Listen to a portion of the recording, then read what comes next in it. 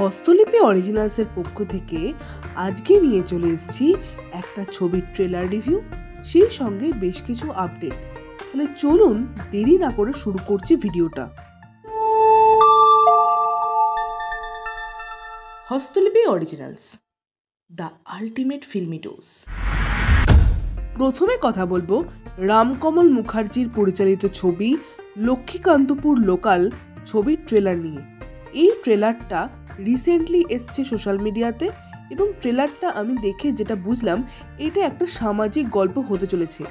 কয়েকটা পরিবারের গল্প, সেই পরিবারের সুখ দুঃখ, হাসি কান্না, ব্যর্থতা, ভালোবাসার গল্প নিয়ে আসছে এই ছবিটা।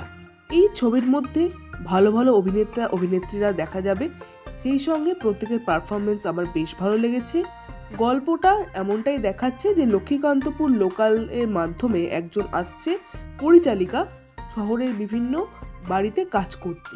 এবার তার জীবনের সঙ্গে সেই সকল পরিবারের জীবনও মিশে যাচ্ছে, কিভাবে একে অপরের সঙ্গে মিশে যায় বা তাদের বন্ধন এক হয়ে যায়, সেটাই এই ছবিতে দেখানো হবে।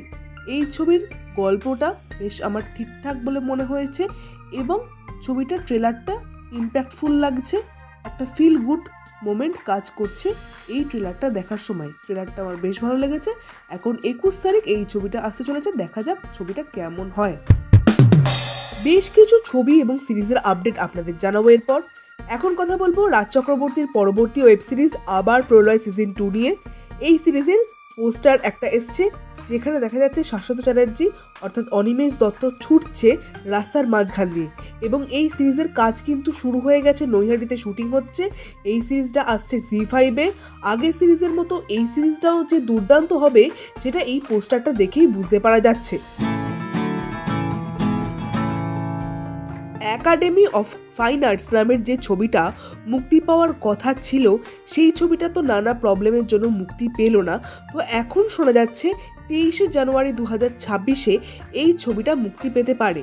এবং এর সঙ্গে আরও একটা ছবি, কাকাবাবুর ছবি বিজয়নগরের হিরে, যে ছবিটা SBF-এর পক্ষ থেকে আসছে, সেই ছবিটাও কিন্তু 23শে জানুয়ারি মুক্তি পাবে 2026-এ, এমনটাই জানা যাচ্ছে। লক্ষ্মীকান্তপুর লোকাল ছবির ট্রেলারটা কেমন লাগলো আর এই আপডেটগুলোর বিষয়ে আপনাদের কি বক্তব্য, অবশ্যই কমেন্টে লিখে জানাবেন। আমাদের ভিডিওগুলো কেমন লাগছে আপনাদের কমেন্টে লিখে জানান, ভালো লাগলেও জানান, খারাপ লাগলেও জানান। আর ভিডিওটা লাইক করতে মিস করবেন না, কারণ আপনাদের এক একটা লাইক আমাদের ভিডিও তৈরি করার অনুপ্রেরণা। তাই অবশ্যই লাইক করতে মিস করবেন না।